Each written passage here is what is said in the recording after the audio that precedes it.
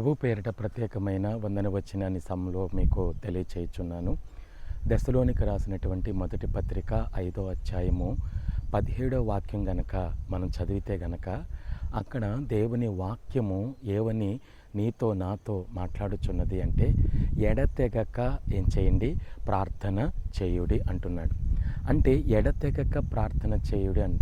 ఎందుకు ఎడతెగక ప్రార్థన చేయాలి అంటే, ఒక విశ్వాసి ఆత్మీయ జీవితంలో ఎదగాలి అంటే ఆ వ్యక్తికి ఏముండాలంటే ప్రార్థన ఉండాలి.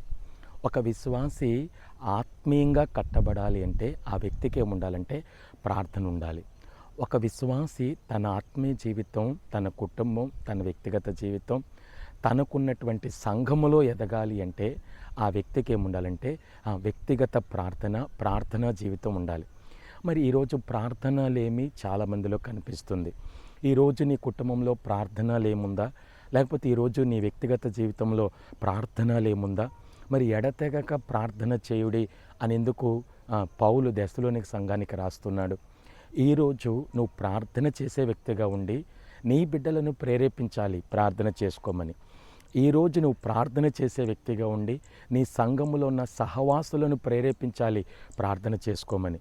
ఈరోజు నువ్వు ప్రార్థన చేసుకొని నీ రాబోయే తరానికి ప్రార్థనా జీవితం కలిగి నా వ్యక్తిగా ప్రార్థనా పాత్రగా ఒక మాదిరిగా ఉండి ప్రార్థన చేసుకో. ఎడతెగక ప్రార్థన చేయి. ఆ ప్రార్థన ద్వారా నిన్ను, నీ బిడ్డలు, నీ కుటుంబాన్ని ఆశీర్వదిస్తాడు. ఆశీర్వాదంగా ఉంటావు. ఆమేన్.